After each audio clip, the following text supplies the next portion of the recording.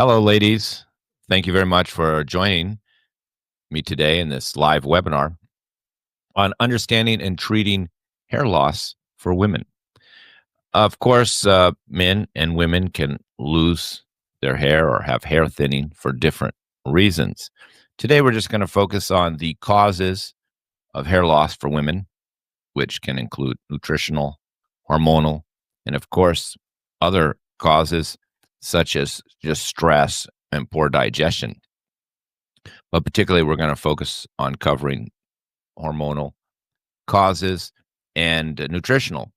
But first, we need to diagnose what is your major cause. This is the process that I go through when I have a patient who comes to me when their focus of the treatment is hair loss. And I'm doing this because over the years of doing appointments with women, I've come to learn it's very, very important for women to not lose their hair. Of course, men don't seem to care, and often it's hereditary, so they accept it.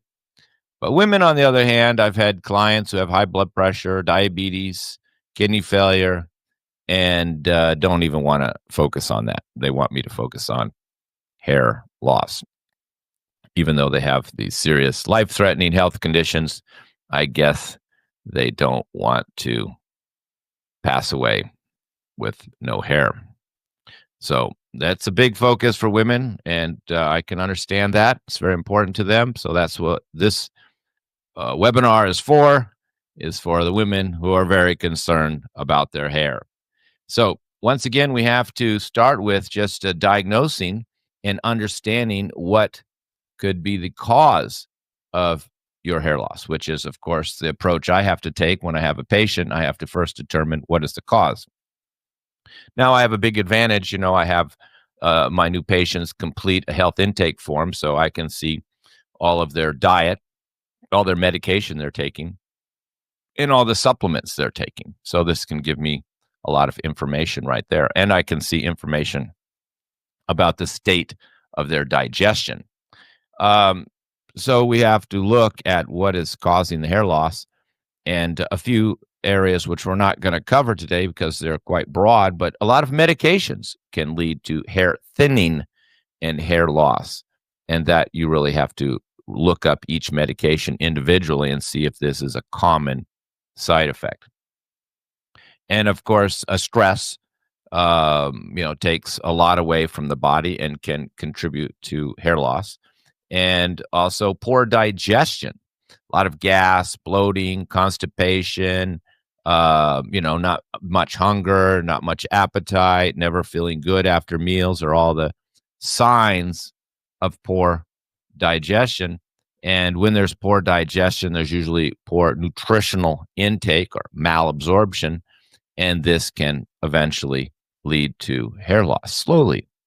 But it is a main cause. That's why improving digestion will help almost all health conditions, because when digestion is poor, once again, symptoms like gas, bloating, constipation, chronic acidity, and even no appetite, lack of appetite is a sign of poor digestion, then you're going to have many health problems, including just hair loss.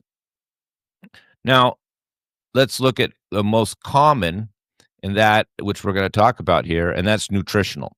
And I'm sure if you go online and you type what kind of supplements you can have for your hair loss, and again, we talk about supplements as supplementing with nutritional supplements like vitamins, minerals, trace minerals, amino acids, and maybe we could go as far as probiotics. These would all be under the category of supplements. Herbal remedies are not supplemental. They're treating a condition. Even though they all have vitamins and minerals in them, they're not considered supplements, even though that's the way they're classified in our society as supplements. But they're not supplementing your nutritional state, at least not directly. I mean, indirectly, we have discovered many herbs are very high in certain nutrients, and that's probably just kind of evidence of why they work. But we're separating nutritional deficiencies in separate from hormonal treatments, which we'll talk about. I mean, herbal treatments. We'll talk about herbal treatments as well that are available. Certain herbs are well known to help in hair growth. But let's talk about first, and then, of course, the big wild card, which is hormonal. Well, maybe I'll change my mind. Let's do hormones first because that's the way I approach with my patients. So, usually, of course, I have information about the patient's um, state of their hormones to some degree. Often they provide me with the blood work, and that also often can really help me when I see testosterone and estradiol and different hormonal levels. But if I don't have that, then I can question, and particularly if the woman is still having her menstrual cycle, from the signs and symptoms from the menstrual cycle, we can so to speak, reverse engineer and understand what hormonal imbalances she has. So if you're the main clue though is these particularly for a menstruating woman, these symptoms. So a lot of fatigue, anemia, tiredness. This is not a good sign, and usually means is evident of heavy bleeding, heavy menstrual bleeding, and ultimately anemia and iron deficiency and other deficiencies as well, because when a woman loses all this blood, their body needs to remake it. And so there's a kind of a deficiency taking place, but particularly of iron. And we know iron is needed for hair loss. So a woman having heavy menstrual cycles, um, and heavy and long duration, or even just a lot of spotting and loss of blood, basically more than normal, then she can end up with mineral deficiencies, particularly iron, and this can be the cause. So I always look at that first. But even if there's other signs and symptoms of hormonal imbalance, just cramping, mood swings, tenderness of the breast, and other symptoms, and this also can indicate hormonal imbalance. Now, diagnosing hormonal imbalances from signs and symptoms prior to menstruation is a skill set on its own, which I have spoke on before. But whenever we're having a woman who's concerned about her hair, and I can see just signs and symptoms of, abnormal PMS, and that can be more than just excess bleeding, but just the cramps, the mood swings, and etc.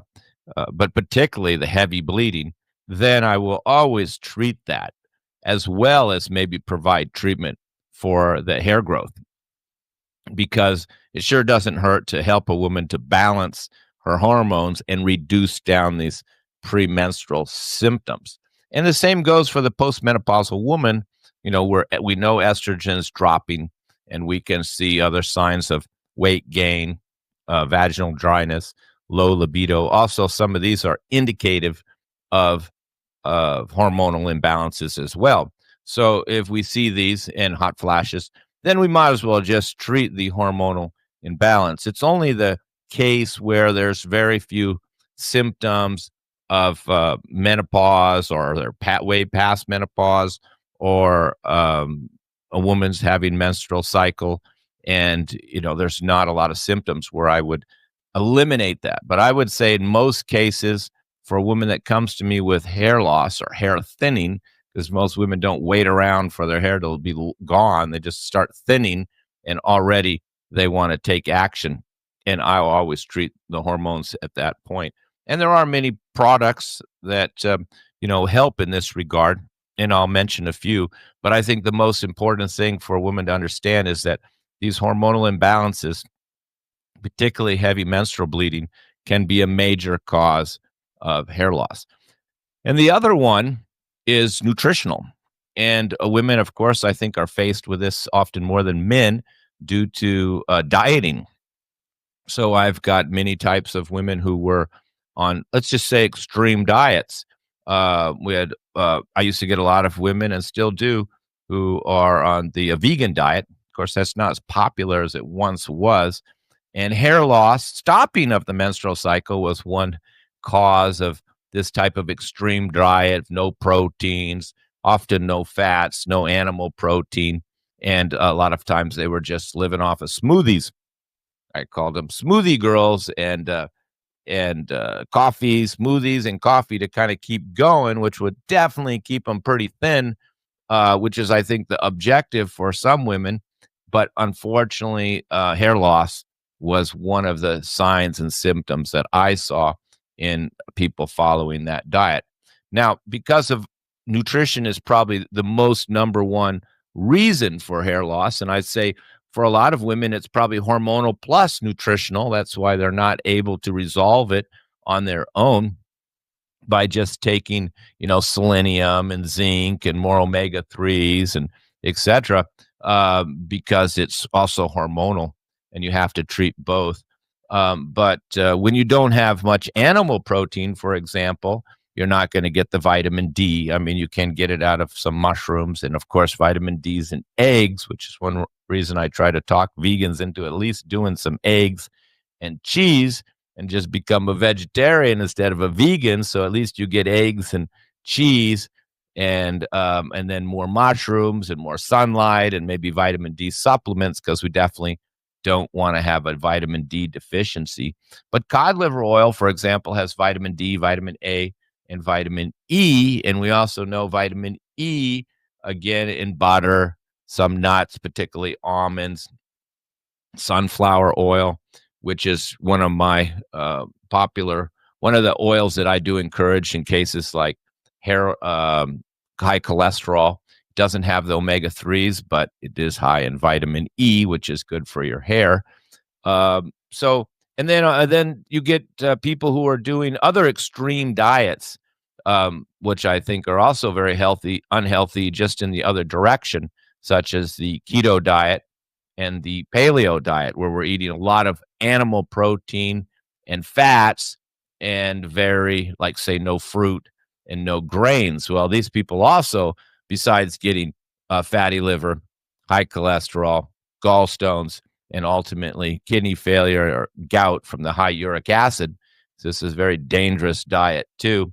Unfortunately, still popular, but it won't last long like all the fads. They do go in time. But these people, they're not getting much vitamin C because it's coming mostly from fruits and vegetables, oranges and kiwi, all these fruits that you should be eating every day. Some fruits, it's a very important food category to have some fruits. And a lot of people are anti-fruit now because, I don't know, it's a fad to not have fruit. And pretty soon it'll be a fad probably not to have vegetables. And these people also end up with sometimes low immunity and low vitamin C, and this can contribute to hair loss. But another category of nutritional deficiency, mostly caused by these dieting and extreme diets, is they call it no carbs, but that's really not the proper term because, even fruit and grain, has carbohydrates in it. What they really mean is no grains. So a lot of people are doing no grains because they want to lose weight or gain muscle, or they've been watching social media too much. And then they stop the grains.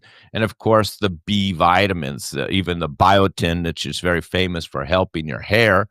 They often put it in shampoos for hair loss. Well, that's a B vitamin. B12, which is also helpful for hair growth, and B12 deficiency can lead to hair growth. And of course, B12 is mostly only an animal protein, but all the other B complexes are all in grains, and of course, if you want to do like beef liver or something like that. But again, cheese does have, particularly hard cheeses, and egg yolks also are high in B complex. So you can see if you're not doing grains, plus you're not doing, eggs, you're going to have like vitamin B deficiency, and the vitamin B vitamins are mostly fats, water soluble. So they only last so many hours in the body, which is one reason people eat grains 2 or 3 times a day, is because these vitamins B that we get mostly from grains don't last very long. And they're very also good for the nervous system And a lot of people with neurological problems have vitamin B deficiency too. And of course, magnesium. Most people think that chocolate is a good source of magnesium. I would beg to differ. Chocolate's inflammatory. The coffee bean, it's usually got some sugar. Consuming sugar not only can, strain your pancreas, lead to insulin resistance and diabetes and overstimulation in some cases, but it's also depleting you further in nutrients. So you could be eating all these foods, but because you're having a lot of sugar, cookies, candy, chocolate with sugar, etc., ice cream, then this can further lead to deficiencies. So uh, basically, you don't want to be on an extreme diet. If you want to grow your hair, you're going to need a little bit more protein, and then you're having now eggs are a good choice because they have selenium in it, and we know selenium's helping also with hair growth. um, and you're going to get your vitamin D, which is important. Then you can have your grains for your B complex. You can have your fruits for your vitamin C, and again, iron. You're going to do well getting it from some beans, but animal protein again. So, you know, too extreme, too limiting, trying to lose weight, skipping meals, living off of coffee, living off of smoothies. This is one cause I can see for weight loss. And these smoothies are often undigestible. People put so many things in the smoothies, cold frozen berries plus kale and manuka honey, goji berries. Now they're dumping in mushrooms.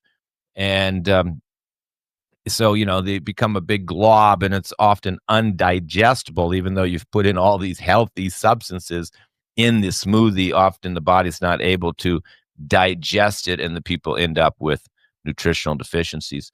And while we're on the subject of nutritional supplementation, then we should always repeat, and I've spoke on this many times, many webinars, many podcasts.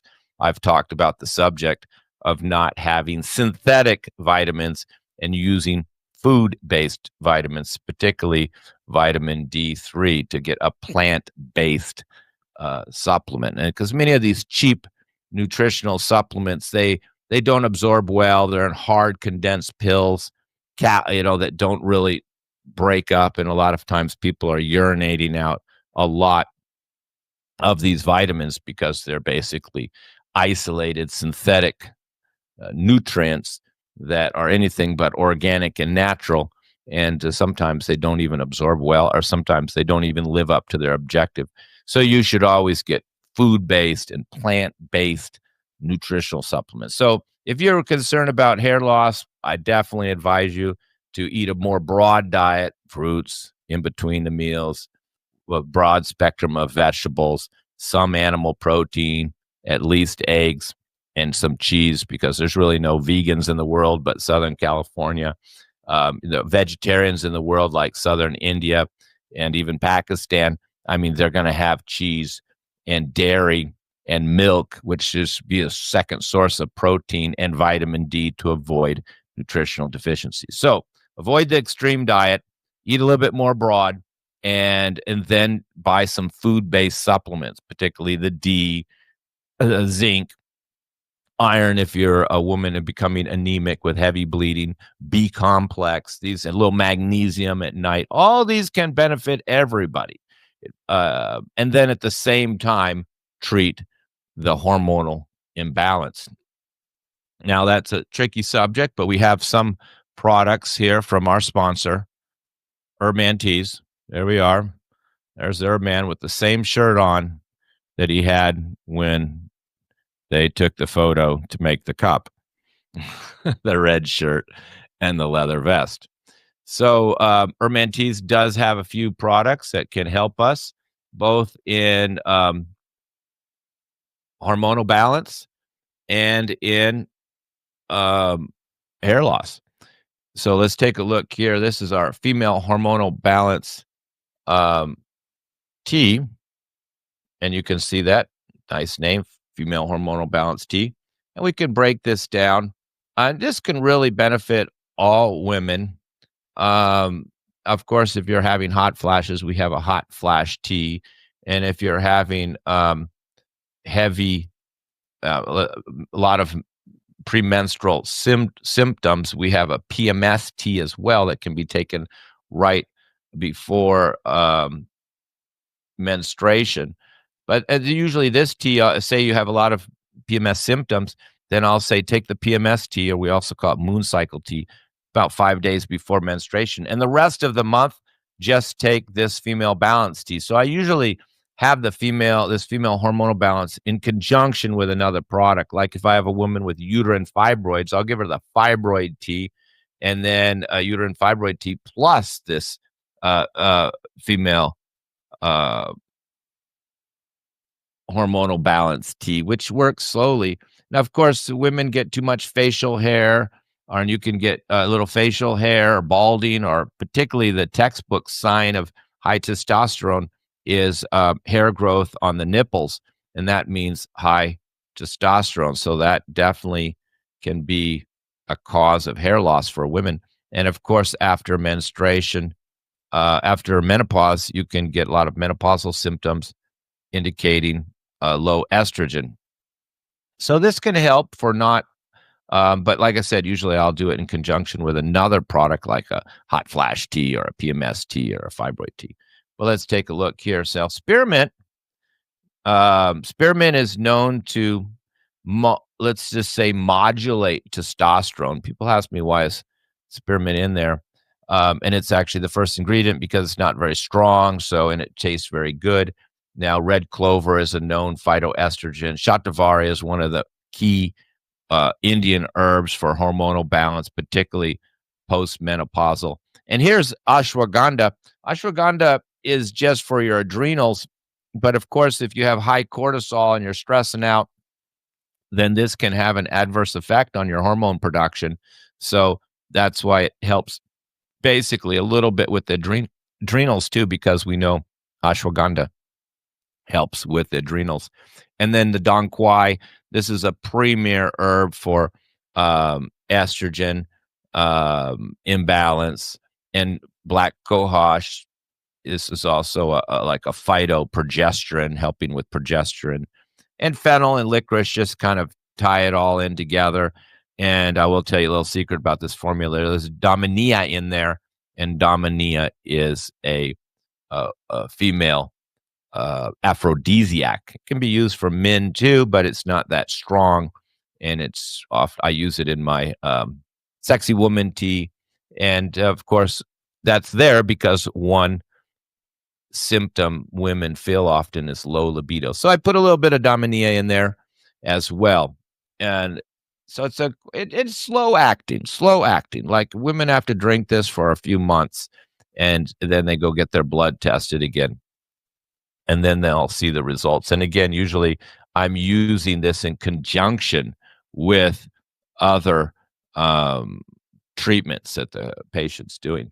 Now, if we just go look, and I have other products, but we're not going to get into that. The main thing you have to determine is this hormonal or not? But like I said, most clients, I usually tell them to get some vitamins, some nutrients, give them a tea to help with the hormonal symptoms, and then I give them these two products here, Healthy Hair. And here we can learn a lot too. These are very nutritional products. We have some hair oils and some hair creams, but they're not for sale on Urban Tea, so I'm not really covering them. Horsetail is one of the most famous herbs to help with hair growth, and we now know it has high in selenium. That's how you can see sometimes herbal remedies, which have been used for a long time for something, once they're studied, we learned that, oh, they had selenium in it, or they had a nutrient in it that's known to help hair. And that's definitely the case with horsetail. Stinging nettle, of course, is a real powerhouse of nutrients, and maybe one of the most nutritious Western herbs there is. So here you're also, but it's also been helpful for hair growth. And you can see again, all the vitamins are in this formula. There's a lot of nutrients, collagen, selenium, and B vitamins are all just in that horsetail and nettle. And oat straw also very good for the nervous system. Good, it's got B vitamins. Or usually herbalists don't talk about herbs from a nutritional point of view. If somebody's talking about an herb and they're saying, "Oh, it's got this vitamin," they're not really an herbalist, because it's not the way we look at these herbs by their nutritional content. That's not a real herbalist. But I'm mentioning it in this case because we know that nutritional deficiencies are a major cause of hair loss. And it just so happens some of these herbs like horsetail, stinging nettle, and oat straw are highly nutritious herbs. And then Brahmi is good for the hair. It's also calming, but it's also good for the hair, good for the skin. And hibiscus, of course, is super high in vitamin C. So you can see this is a very nutritional um, formula. It even says in there at top high in selenium, iron, and calcium. Yeah, the horsetail is high in calcium. We also use it for bone development. So that's why it says this will help with your hair, your bones, and your fingernails should get harder. You can tell one sign you're not getting enough of the nutrients that grow hair by just looking at your fingernails, by the way. If if they're brittle, and breaking easy, then that's not a good sign. If they're splitting, that's not a good sign. If they have deep ridges, that's also not a good sign. So if you have your fingernails are weak and brittle, then more than likely you're deficient in the minerals that are necessary to form your fingernails are the same minerals needed to grow your hair. And this is the Ayurvedic analogy. And often your fingernails, if you look at them, they look like bones. They're kind of like soft bones. So a lot of the nutrients that build your bones, like calcium, uh, also are helping to grow your hair and your fingernails.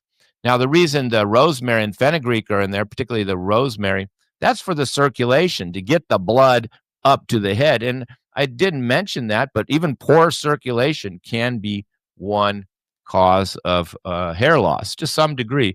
And just like most health conditions that I treat on a daily basis, there's usually multiple causes. So it wouldn't be surprising if person has hormonal imbalances, nutritional deficiencies, and poor circulation.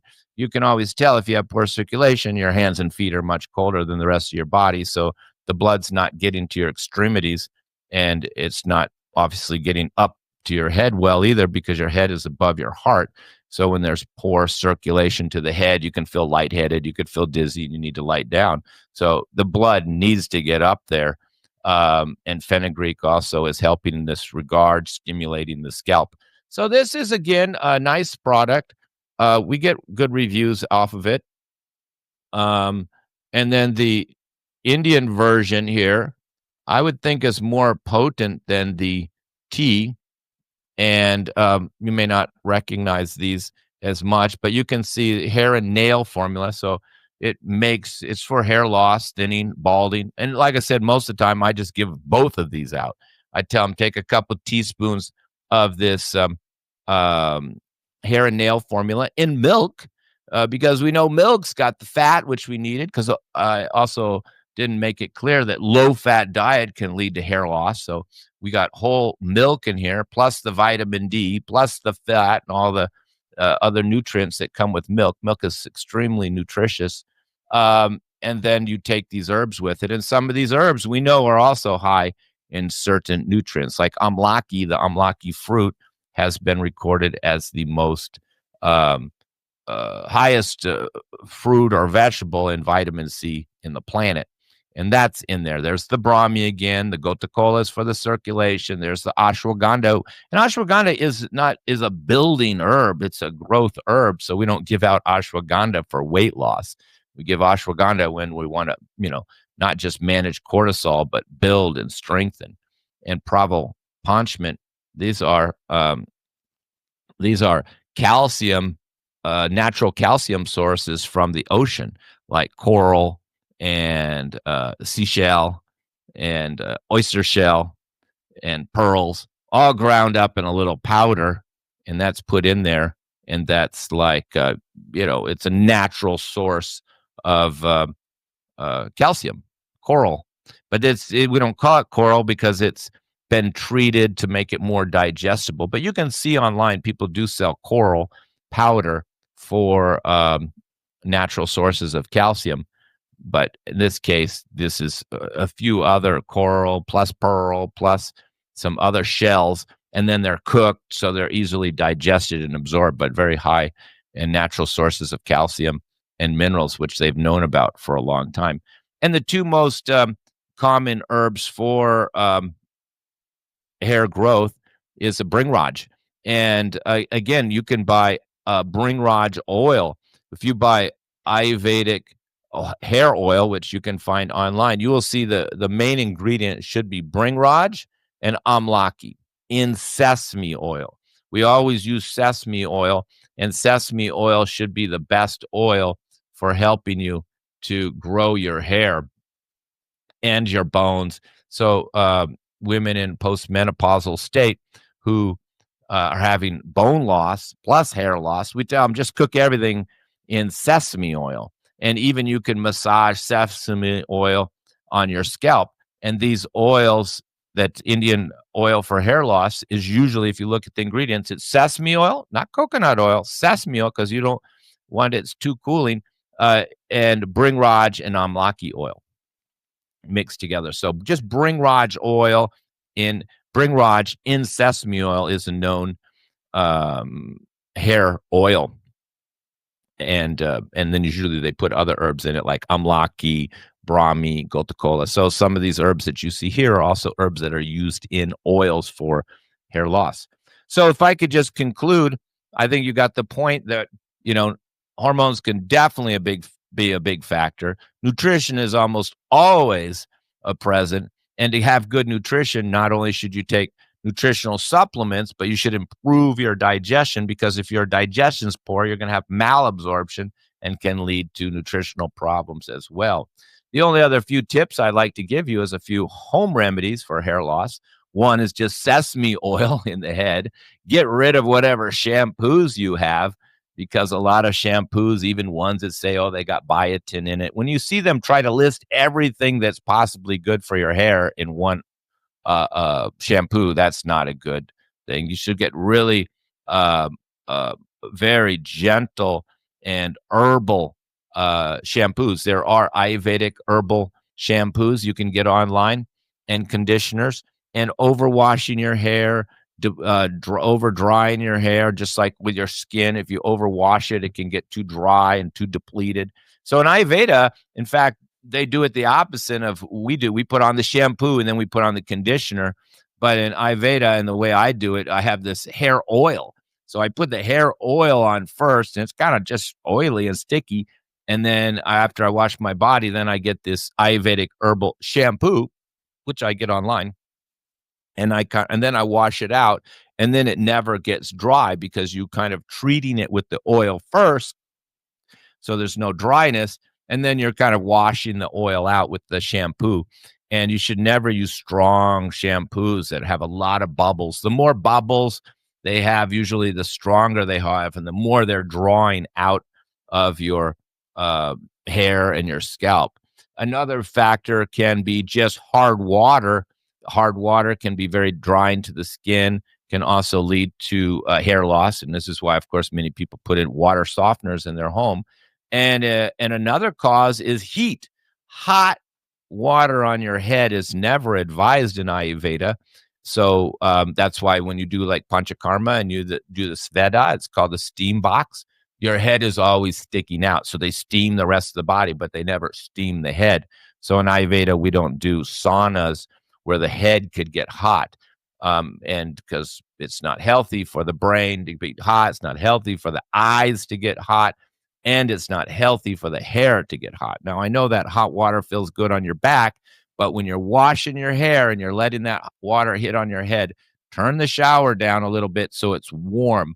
Hot water on the head can create hair loss. And again, if you've got hard water, not soft water, which you can test yourself, then hard water can be very drying.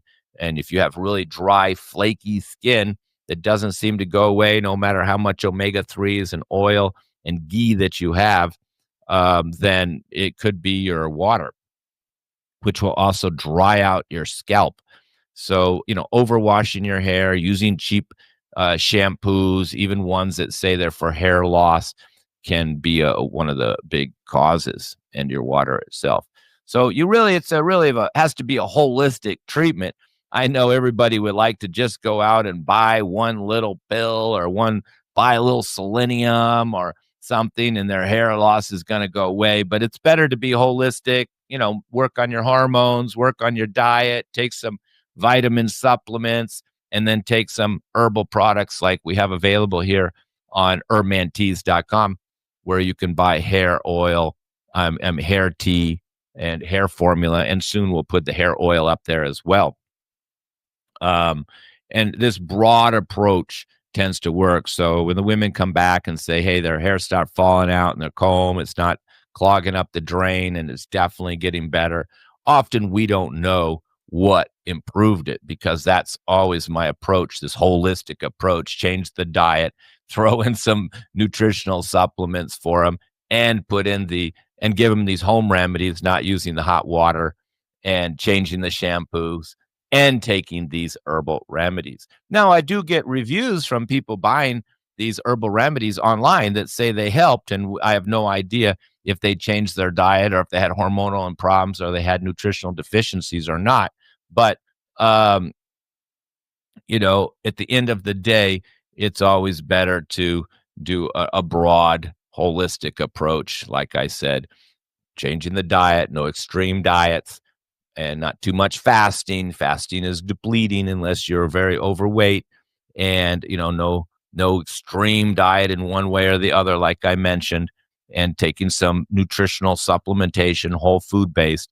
And then you can take, on top of that, you can take the hair tea, which we just introduced on Herb Teas, and we can take the hair tonic, which we just introduced as well. So all three of these, you'll get the best results. That's the what we call holistic treatment. Everybody likes the sound of holistic treatments, but unfortunately, our mind is always looking for the quick cure and the one supplement. Let's take some selenium. Let's try some zinc. Let's try this. They're always looking for a little pill to solve their problem, when it could have just been digestion the whole time, and they weren't absorbing the food, and they're not or it could have been low quality supplements they're not absorbing. Could have been their hot water, their hard water in their house. Could have been their shampoo. So that's why I think I'm successful, is because I just look at every possibility and try to change and to refine a person's lifestyle, their diet, and their supplementation. And then on top of that, I provide the herbal remedies. And this gives me a very high success rate. And that's the way you should treat yourself as well. So I hope that helped inspire you, ladies, to keep your hair growing, get away from extreme diets, too much fasting, and take your supplements, and at least evaluate your hormonal imbalance to see that that's not part of the factor. Thank you very much, and I wish you the best of health and happiness and plenty of hair. Thank you.